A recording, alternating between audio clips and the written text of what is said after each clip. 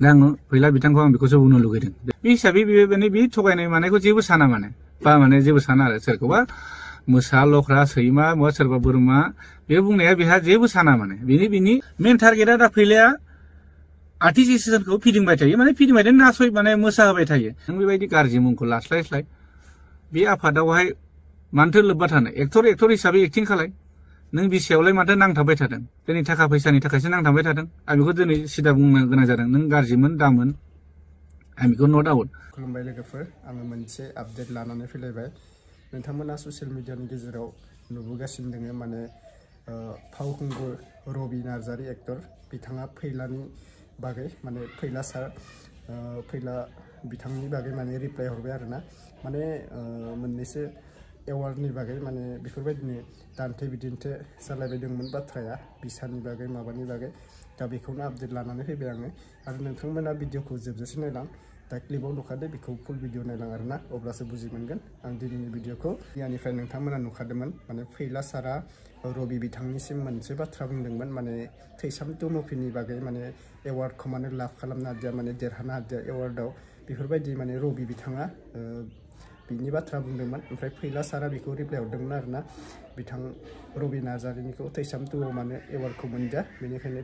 reply हरदोंमोन दा बिथां रबिया माने मा बाथ्रा बुंखो फैला सारनिसिम नायदो जोंहा बयजोंबो हांख्रायनानै लाबोजाग्रा मेल मिटिं धर्मनि मिटिं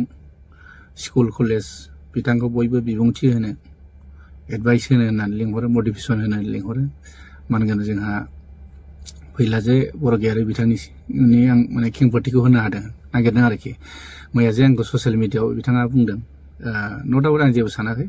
बाथ्राया जाहैबाय गराय फाख्रि मुभिखौ लानानै बे खेंफोरथि होदों दा गराय फाख्रि मुभिया आर्ट फिल्म ना कमार्शियेल बिथाङा रजनी बायदि मेडामनावनो थांनानै गावनो सोंहैदो बा फन खालायनानै सोंदो आरोखि आर्ट मुभि ना बा कमार्शियेल मुभि आरो नङाबा सेन्सर अफिसाव थांनानै नायबानो जाबाय जोंनि गुवाहाटीयावनो ज्योति चित्र बनाव दा नैबेयावनो नुगोन आरोखि दा आं बेखौसो बुंनो नागिरदों बेयाव लिरनाय थाखायो सेन्सरनि जितु केटेगरियाव लिरनाय थाखायो दा बिथाङा बेसेबांसिम दिनैसिम सेन्सर बर्डनिफ्राय सार्टिफिकेट लादों लायाखै आं बेखौ बुंनो थाङा दा आं नुवाखैबो बिथांनाव दिनैसिम मोनसेबो सेन्सर फिल्मखौनो नुफेराखै आं बेनाव बिथांनाव आं दिनैसिम 6-7थासो आं सेन्सर फिल्म बानायबाय ओंखायनो नोंदों आं सार्टिफिकेटखौ नोंथांमोननो देखायनो हागोन नैबे अनसुला आफानि 2015आवनो बानायनाय अनसुला आफा बे कमार्शियेल मुभि आरो लोगोसे नोंथां आं खोन्थाबावनो नागिरदों सिमांनि हौवा गोदान सिमांनि हौवा गोदान बिथांमोना बेखौबो नुगोन बेखौ नायबानो नुगोन आरोखि कमार्शियेल ना आर्ट फिल्म बेबो आरो लोगोसे नैबे दं सनानि नखर आंनि 2018नि सिनेमा बेयावबो मिथिगोन आरो हिर'नि दं हिर'नि सार्टिफिकेटआ माने बेलेगाव थाबाय आं माबा नायनो मा दङ नांगौबा आं नोंथांमोननो होनो हागोन आरो फिल्मखौ नायबानो नोंथांमोन मोनथिगोन आरोखि थांखि गैयै समाज बेखौबो आं सेन्सर खालायदों आरो लोगोसे थैसाम पार्ट 2नि जितु टिजार बेयावबो दङ 35 सेकेन्ड बेखौबो आङो सेन्सर खालायदों आरो लोगोसे नैबे दं थैसाम पार्ट 2निनो ट्रेलार जिथुनाखि डिउरेसना जाहैबाय 249 मिनिट्सनि बेखौबो आं सेन्सर खालायदों जाय माने सेन्सर खालायबा नों हलावहाय ट्रेलारखौबो देखायनो मोना आरोखि आरो नैबे थैसाम पार्ट 2नि जिथुनाखि सेन्सर सार्टिफिकेट बिथांमोना नायबानो नुखागोन आरो फिल्मावबो नुखागोन दा बेयावनो गासैबो केटेगरि लिरनाय थाखायो अबे आर्ट मुभि अबे कमार्शियेल अबे एडाल्ट बेयाव लिरनाय थायो आरोखि दा आङो फैला बिथांखौ आं बेखौसो बुंनो लुगैदों दिनैसिम बेसेबां आर्ट मुभिनि सोमोन्दै बेसेबां नलेज दं आरो कमार्शियेल फिल्मनि सायाव बेसेबां नलेज दं आं बेखौ बुंलायनो गोनांथि गैया गावनो फिल्म मेकार हिसाबै गुगोलाव थांनानै सार्च खालाय आरो फिल्मनि माखासे लेखाखौबो बिथाङा नायनो हागोन आरोखि आं बेखौसो बुंनो लुगैदों आरोखि दा बेखौ लानानै बिथाङा दान्थे बिदान्थे जादों आंजों नायथों आरो मैया सपन बिथाङा शाहरुख खाननि मोनसे मटिभेट माने मोनसे स्पेसखौ होदों आरो आर्ट फिल्मा माबायदि जायो कमार्शियेला माबायदि जायो बिथाङा बिनि जितु फेसाव बा माने ग्रुपआवबो शेयार खालायदों बिथां आंबो शेयार खालायना होदों बेखौ नायबाबो मिन्थिगोन कमार्शियेल फिल्मा माब्रै आर्ट फिल्मा माब्रै आरोखि बे मोनसे थांबाय आरो मोनसेया जाहैबाय जयन्त नार्जारिनि खोथाखौ लानानै बुंदों दा जयन्त नार्जारिखौबो बिथाङानो गावनो डिसिसन खालायनानै जुरि मेम्बाराव सोबाय न' डाउट सोदों जेबो नङा खिन्थु जुरि मेम्बारनि हिसाबै एज ए बैसो हिसाबै 50 बा 60 प्लास जानांगौमोन आरो बिथाङा दा प्रेजेन्टआवनो एक्टिभ आर्टिस्ट रुल एक्टिं खालायबाय थायो आरो बिथाङा दिनैसिम मोनबेसे सिनेमा माने डाइरेक्सन स्ट'रि स्क्रिप्ट लिरदों आं बेखौ नुफेराखै खमसे खम मोनबा 6थासो डाइरेक्सन स्ट'रि नलेज थानाय जानांगोन आरोखि दा जों जिथु नुबाय जों जिथु फिल्मनि जिथु लेखाफोर थायो नालाय बेखौ जों फरायना मोनदों गुगोलाव सार्च खालायबा मोनगोन आरोखि आजिखालिथ' गुगोलाव थाजोबो दा गावनो हारसिं डिसिसन लाबाय बेखौबो सोबाय बेथ' जानाङामोन आरो बाथ्राया जाहैबाय आंनि दा थैसाम 2 मुभिनि जिथु बेस्ट डाइरेक्सननि जिथु आङो नमिनेट मोननांगौमोन बेखौ मोननाय मोननि खारना जाहैबाय आङो जिथुनाखि एवार्डनि साननैसो बा साननि सिगाङावनो आं मिन्थिबाय जे जुरि मेम्बारनिफ्रायनो खोथाया बे लिक आउट जानाय जोंबो मानसि दं जोंनिबो माने जोंखौबो मोजां मोनग्रा मानसि दं बिथांमोनानो बुंबाय जे रबि नार्जारिनि कपि सिनेमाखौ जों नाया एवार्ड होआ होननाय बेखौबो गावसोरनो बुंना लाबाय आरो न' डाउट नायाबा जेबो नङा आंनि 3000 जिथुनाखि एवार्डनि नामाव फिस लायोमोन बेखौबो लानांगौ हरफिननो हायोमोन नाया होननानै हरफिननांगौ आं जेबो गाज्रि सानामोन दिनै मानो नोंसिनिफ्राय खोथाया लिक आउट जाबाय थाखो नैबेनि थाखायसो आं बिबुंथिखौ होनो गोनां जादों आरो मेन बाथ्राया मोनसे खोथाया जाहैबाय फैला MCLA जिथुनाखि जयन्त नार्जारिया गावनो एक्टिं खालायदों बे सिनेमाखौ बियो पार्टिसिपेट खालायनो होआखै होनदोंमोन माने हराखै जाहैदों दा हराखैब्ला नैबेखौ नायदो नैबे मेगाजिन बे मेगाजिना थांनाय नैबे 6थि सेरेमनि एवार्डनि थाखाय बानायनाय आरोखि दा बेयावनो रोखा दं नै रायजोफोर नाय फैला MCLA सावथुनखौ नायदो नोंथांमोना बेयावनो नुबाय आरोखि दा फैला MCLA सावथुना बेयावनो रोखा रोखा 6थि फिल्म एवार्डआव पार्टिसिपेट खालायनाय दंखाथारो होमबा मा हिसाबै बेयो आंनि सिनेमाखौ आं पार्टिसिपेट खालायाखै होनो हागोन जेबो साना माने खोथाया बेहा बुंबानो जायो नालाय टेलेन्टेड मानसिनि आरो मटिभेसन होग्रा जायनाखि स्कुल कलेजाव बिथांखौ मटिभेसन खालायनो स्पेस होनो बिबुंथि होनो माने लेंहरो नालाय आलासि हिसाबै बे हिसाबै बे थगायनाय मानायखौ जेबो साना माने बा माने जेबो साना आरो सोरखौबा मोसा लख्रा सैमा बा सोरबा बोरमा बे बुंनाया बेहा जेबो साना माने बिनि बुंनांगौ मटिभेसनसो माने गथ'फोरखौ बिदि स्पेस होबोयै जादों आं खोनायाखै खिन्थु आं बे साननाय आरो आंनि दा साननायाव आं बिदि नुहुरदों आरो माने गथ'फोरखौ बिदि मटिभेसन होबोयो नामा बेबा स्पेस होफैयो नामा नैबे आरोखि दा आरो मोनसे भुल खालायबाय जयन्त नार्जारिनि खोथाखौ आं बुंबावनो जयन्त नार्जारिनि थानायनि थाखाय दिनै सानसोरां खाख्लारिया बेस्ट डाइरेक्टर जुरि एवार्ड मोनदों खांख्रायावनो बे खांख्राइखौ आं नायाखै आं एसे नायदों खिन्थु आं डाइरेक्ट होनखायो आं इन्ट्रेस्ट मोनाखै दै माने इनसाल्ट खालायनाय नङा रायजोफोरनाव नायबाबो सोंबाबो मोनसिगोन बे खांख्राइनि डाइरेक्सना बेसेबां स्पेसियल जादों जायाखै बे रायजोफ्रानो नुगोन बेखौ बोरै सानसोरां खाख्लारिखौ बेस्ट जुरि माने बेस्ट डाइरेक्टर जुरि एवार्ड बोरै होनो मोनखो बेखौ आसुरि मोनदां बेखौथ' बे केटेगरि एवार्ड होनाय केटेगरि जितु बेस्ट डाइरेक्टर जुरि एवार्डखौथ' कुनु सेन्ट्रेल मेम्बार प्लास डिस्ट्रिक्ट मेम्बारखौथ' पास खालायाखैमोन फटकरि गोसोबायदि बोरै जानो हाखो बेथ' जयन्तनि आखाइ दं होननानै निश्चय जों बयबो मिथिखायो दिनैसिम सानसोरां खाख्लारिया मोनबेसे सिनेमा बानायदों मोनबेसे बर' सावथुनाव डाइरेक्सन होनानै बेसेबां कन्ट्रिबिउसन होनाय दं दिनै नाय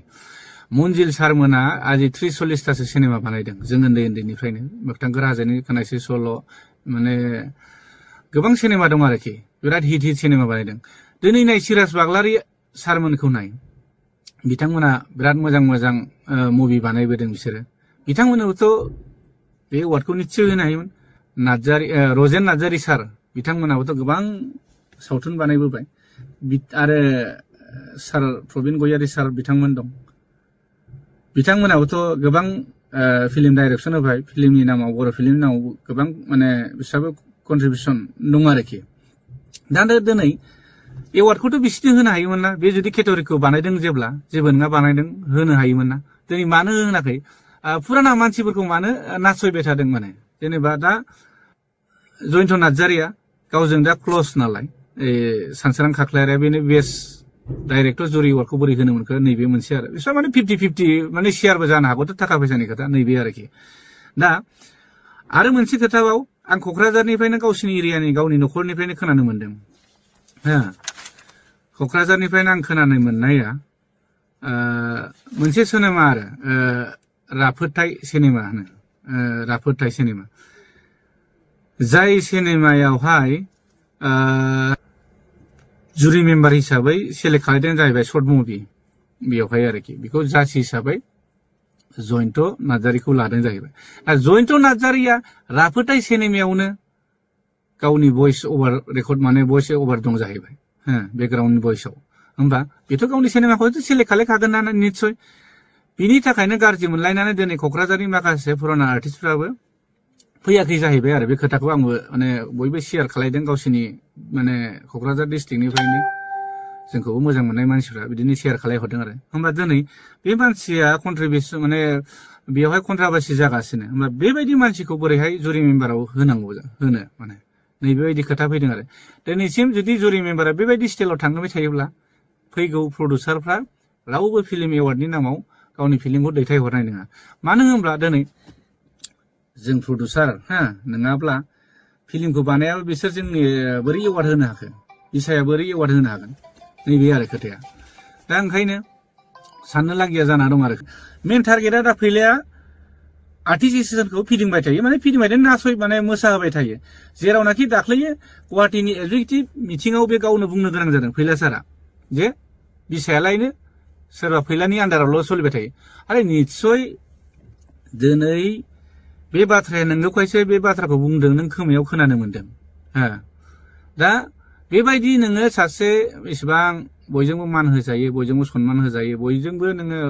स्कुल कलेजाव नोंखौ धर्मनि मिथिङाव बिबुंथि होनो लिंहरो अब्ला नों बेबायदि गाज्रि मुंखौ लास्लायस्लाय बे आफादावहाय मानोथो लोब्बा थानो एक्टर हिसाबै एक्टिं खालाय नों बिसायावलाय माथो नांथाबबाय थादों दिनै थाखा फैसानि थाखायसो नांथाबबाय थादों आं बेखौ दिनै सिदा बुंनो गोनां जादों नों गाज्रिमोन दामोन आं बेखौ नट आउट दिनै नोंनि थाखायनो बयबो जाजोबदों होनना बयबो दिनै बुंनो हायैयावसो बुङाखै माने आरो फैगा माने माखासे बिथांमोनाबो बुंगोन दिनै नों बुं आं बुंनायखौ गाज्रि मोननाङा नों फैला सार दा बाथ्राया जाहैबाय गासैनावबो लटारि गेले नोङो रावबोथ' डाइरेक्ट नोंखौ बुंनाय नङा नोंखौ बिबाननिफ्राय बा नोंखौ नैबे एवार्ड फांसनाव हाबसननाङा होननानै बुंनाय नङा नों लटारि गेले बयनिबो डिस्ट्रिक्टनि मानगोनां आफादगिरिफोरनि बिसोरनिफ्राय भटिं ला आंखौ मोजां मोनगोन ना मोना फैलाखौ मोजां मोनगोन ना मोना होननानै आरो जोंनि दा सालायनायखौ मोजां मोनदों ना मोनाखै बेखौ माने दाबो नों भटिं सिस्टेम नङा लटारि सिस्टेम गेले अब्लानो नोंनि रिजाल्टखौ मोनगोन सोर साबैसेया नोंखौ दिनै नोंनि बेबायदि एवार्ड फांसननि मुङाव बा फिल्मनि नामाव थाखा माने खालामनानै जाबाय थानायखौ आरोखि नों थांनाय बारावबो नोङो आदा मैथाखौ बिराद गाज्रि बुंहरदों जुमाय लोंनानै नोङो बेबोथ' बिराद दुखु मोनना थादों सानजानि हिसाबै दिनै सानजाहा प्रबिन बसुमतारिया बिथाङा गासैबो बिनि दैदेननायाव बेसेबां फिल्म बानायदों बे सिमोन साफरि धेमाजियाव बिथांनिफ्राय सोरजिनाय दिनै जोंनि गहपुराव नाय जोंनि गहपुराव जों फिल्म जिथु फिल्माव जोंहाबो बहुत कन्ट्रिबिउसन दं दिनैसिम आं 20टा 30टा बानायबाय जोंनि प्रबिन बसुमतारि आंनिनो लोगो बिथाङाबो बहुत सिनेमा बानायबाय बिथांमोनाबो बिराद दुखु फोरमायदों नोंसिनि सायाव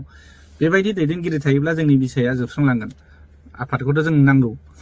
खिन्थु नै बिनिफ्राय गोजान जा माने आं बेखौ डाइरेक्ट बुंखायो गाज्रि मोननाय मोजां मोननाय आं बेखौ नट आउट जेबो नों सोबनावबो स्टेटमेन्ट ला कार्बि आंलंनावबो ला दिनै क'क्राझारनावबो ला नोंसिनि बाक्सानियावनो ला आरो नोङो आरो गुवाहाटी पार्टिनावनो ला गासिबो नों बे कमेन्टखौनो मोनगोन आरोखि ओंखायनो सार फैला नों इसेबां गुन गोनां मान गोनां मानसि बयबो नोंखौ सन्मान होयो बयबो नोंखौ धर्म मिथिं स्कुल कलेजाव बिबुंथि होनो नोंखौ लेंहरो बिनिखायनो गाज्रि मुंखौ लास्लायस्लाय गाज्रि बरनामखौ लास्लायलाय मानो बेबायदि हाबबाय थादों सार फैला बिनिखायनो पलिटिकेलाव हाबदों नट आउट हाबबाय था जेबो नङा फिल्मावबो एक्टिं खालायबाय था आंहा बेखौ जेबो बुंनांगौ गैया खिन्थु बेबायदि हाबनानै नों जेंलागायबाय थाना आं बेखौ बुंनो लुबैदों आरो नोंनि सायाव माने आरो मोनसेथ' नों बिराद गिदिर भुल खालामदों दाख्लै जितु एवार्ड फांसनाव जितु जिरायनाय सिटआव आरो मानगोनां गिबि बर' फिल्मनिनो जितु बयजोंबो माने फार्स्ट बर' फिल्म आलायारन जितु एवार्ड मोननाय सिनेमा बिनि नों एक्टर मानगोनां जोंहा अमर नार्जारी सार जितु जों गोमबोर होनना मोनथियो बिथांनि पार्टी आरो बेजों लोगोसे बिथांखौथ' नोङो जिरायनाय सिटनिफ्राय माने एसे गोजानाव माने बेलेगथिं जिरायहैथिं होननाथ' नोंबो साइड खालामदों बेखौथ' जोंखौ नुग्रा मानसि दं दा साराबोथ' बिराद माने दुखु मोनलांदों आरो माने बिसोरो जोंनि माने गुरु होननानै सानना लानांगोन जों अमर नार्जारी सारमोनखौ जोंनि बर' सावथुन मुलुगाव बिसोरनो फार्स्ट लामा दिन्थिजेननाय आरो दा बिसिनि जायगाखौ नोङो आलासिफोर फैदोंमोन महिलाफोर बिसोरनि थाखाय नोङो सिटखौ माने अमर सारमोनखौ बोखांनानै नों जिरायहोदों बेबोथ' बिराद लासिंसिं मानसिफ्रा उननि थाग्राफ्रा नुदों बेखौबोथ' बिराद सावरायसोदों ओंखायनो बयखौबो रेसपेक्ट होलायनांगौ जों नोंसोरखौबो रेसपेक्ट होगोन नों रेसपेक्ट होबासो रेसपेक्ट मोनगोन नों गावनो जुदि रेसपेक्टखौ जानानै लायोबा गावनि रेसपेक्टखौ बुजियाबालाय जोंलाय माथो होनदों जोंथ' फिसा मानसि जाहैबाय नोंसोरथ' बहुत टेलेन्टेड मानसि जाहैबाय गोरों गोरा बयजोंबो गोरों गोरा धर्म मिटिं स्कुल कलेज बयजोंबो नों मटिभेसन बा स्पेस बा आलासि महरै नोंखौ बुजायनो थाखाय स्पेस होलांनो थाखाय बयबो हांख्रायो जाहाथे उनाव नेक्स्टआव बिदि जाया बेनो आरोखि ओंखायनो आं बिसायाव बेखौनो गुरै खावलायनो थायो दिनै बिसायाव बेबायदि दैदेनगिरि थाबाय थायोबा बेले बेजेया जाबाय थागोन नोंसोर थाबैनो जयै सावरायनांगौ सावरायनानै माखासे बिबानगिरिखौ माने सोलायनांगौ आरो मोनसे खोथाया नैबेखौ आंबो नुहुरदों जेसास खेरखातारि बिथांनिसिम आं फंनैसो बुंनो नागिरदों दिनैसिम जितुनाखि एवार्ड माने सेरेमनि होजेननायनिफ्राय बिथाङा मेगाजिन सेक्रेटारि ओरैनो थामसा हिसाबै बोसोरथाममोन बा मोजां मावनायनि थाखाय बिथांखौ 6 बोसोर होबाय दा दिनैसिम सेरेमनि एवार्ड सेरेमनिया होनायनिफ्राय दिनैसिम 8 बोसोरसो बिथाङानो सेक्रेटारि जाबाय थाबाय अब्ला जेसास बिथां बायदि माने मोजां मानसि खामानि मावनो हाग्रा मानसि गैयामोन नामा जोंनि बिसायाव बे माने सावथुन मुलुगाव बिथाङाबोथ' मेगाजिन सेक्रेटारिनिफ्राय माने सोलायनांगौमोन गावनो निश्चय साइड जानांगौमोन मानो होनब्ला आं खोनाबाय थादों आरो दिनै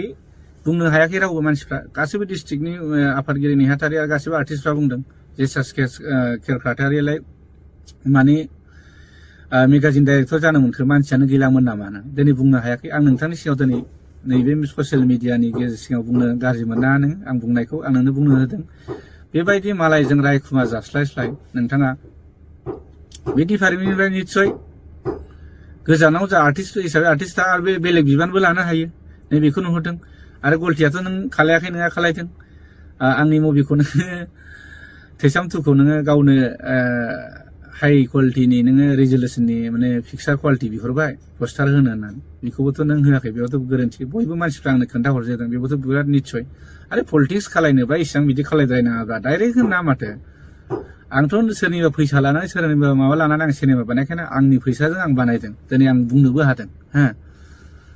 दिनै आं बेसिम बुंनो हादों दिनै आंनि सिनेमाखौ आं रायजोफोरनि गोसोखौ गोजोन होनो हानाय आं सिनेमा बानायदों हिसाबै रायजोफ्रा आंनि सिनेमाखौ अनसायदों बेबायदिनो आं 60 लाखनि बाजेट खालायनानैब्लाबो गावनो नाजानानै मार्केटाव थानानैबो 98 लाख मानसि माने रां खामायनायाव आंखौ रायजो राजाफ्रा मदद होदों आं बेखौसो साबायखर बावो जोंनि रायजो राजा नायगिरि बिथांमोना बर' सावथुनाव बा सावथुन मुलुग बा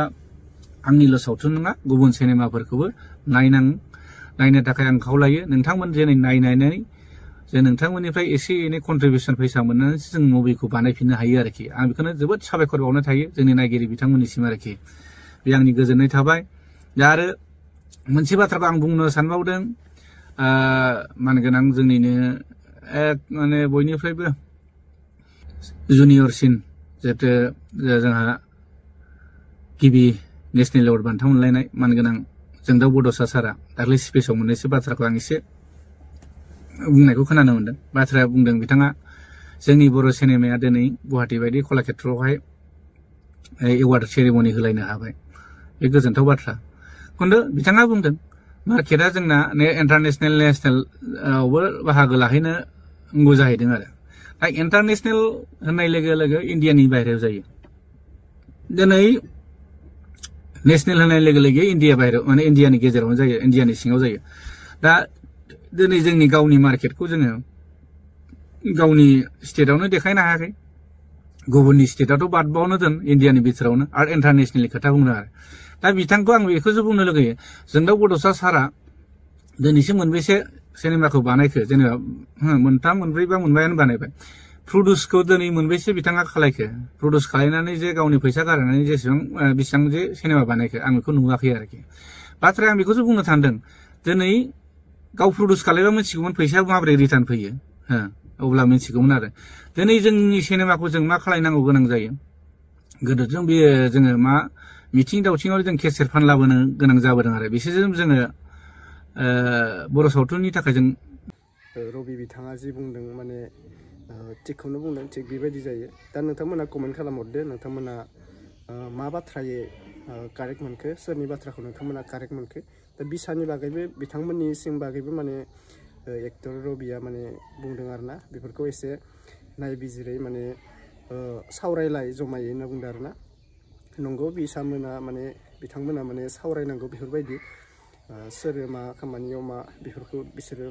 माने मोजाङै सावरायलायबा गाहाम जागोन माने एक्टरजों एक्टर बेफोरबायदि सोरबा सेलिब्रिटिसजों नांलाय खमलाय जेबो जाया बेनिखायनो मोजां सावरायलायनानैसो बाथ्राखौ माबानांगौ आरोना थिग बेबायदि जायो माने बेयाव जिसुस ब्रादारनिबो खोथा ओंखारदों आरोना रबि एक्टरा मा बुंदो नोंथांमोना भिडिअखौ नायजोबदोबा बुजि मोनदो खिन्थु आङो भिडिअखौ होजोबनाय जायासै माने आधा घन्टानिबो बारा आरोना 33 मिनिटसो जागौमोन भिडिअआ बेनिखायनो आङो भिडिअखौ दाननानै होनाय जाबाय आरोना माने जिखिनिखौ इम्पर्टेन्ट नायनो गोनां बेखिनिखौ होनाय जाबाय नोंथांमोना भिडिअखौ जोबजासे नायदोंबा बुजि मोनदों दा दिनैनि भिडिअखौ बेखिनियावनो फोजोबनाय जाबाय आरो बिथांमोना जायफोरा रबि एक्टरनि माने गोदान मुभिखौ नेनानै दोङो 2025आव माने ओंखारगोन जानांगौ माने रिलिज टेलार हिसाबै रिलिज जागोन जानांगौ माने गोदान नामथ' मोनथिया बिथां रबिया गावनो गावनि फेसबुकनि गेजेरजों माने पस्ट खालामहरदों आरोना मोनसे फट'खौ माने बिथांनि गोदान मुभि ओंखारगोन होननानै बिथाङा गावनि फेसबुकनि गेजेरजों पस्ट खालामहरनायखौ नुनो मोनदों दा बिथांखौबो जोबोद मानसिया सापर्ट खालामदों मानो होनबा थैसाम 2आबो जोबोद मोजां जादों मुभिया बेफोरबायदिनो गोबां मानसिया गोबां रायजोफोरा बेखौ सापर्ट खालामनायनि थाखाय बिथां रबिया माने आखाइखौ खुलुमनानै बिथांमोनखौ बावहरदों आरोना माने जोबोद हेल्प खालामदों रायजोफोरा बिथां रबिखौबो होननानै माने बिथाङा गावनो इउटुबनि गेजेरजों फेसबुकनि गेजेरजों बुंहरदों आरोना भिडिअनि गेजेरजों दा बेनोसै फैला साराबा मा रिप्लाय होयो माने रिप्लाया बेफोरनोसै आरोना सोरखौबा गाज्रि मोननाय सोरखौबा मोजां मोननाय बेफोरबायदियानो जाहैगोन मानो होनबा बिसाया एसे रायलायनानै बेफोरबायदि गाज्रि सोदोबनिफ्राय मोजां खालामबानो जायो मानो होनबा सोरबा एक्टरजों एक्टर दा बेनोसै आरोना अब्ला दिनैनि भिडिअखौ बेखिनियावनो फोजोबनाय जाबाय नोंथांमोना चेनेलाव जायफोरा गोदान चेनेलखौ साबस्क्राइब खालामनो हागोन आरो भिडिअखौ हाजारसे शेयार खालामनायाव जाहाथे बे भिडिअखौ गासैबो नुथों आरो गोबां सेलिब्रिटिस एक्टर एक्ट्रेसआ बेफोरबायदि भिडिअखौ नुनानै गावनो एसे बुजिना लाथों आरोना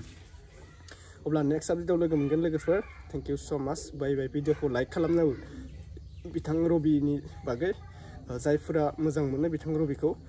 भिडिअखौ लाइक खालामना होबानो जाबाय आरोना 10,000सो लाइक खालामनांगोन नैबे भिडिअआव जुदि भिउस फैयोबा 1 लाख भिउस फैयोबा 10,000 साबस्क्राइबनो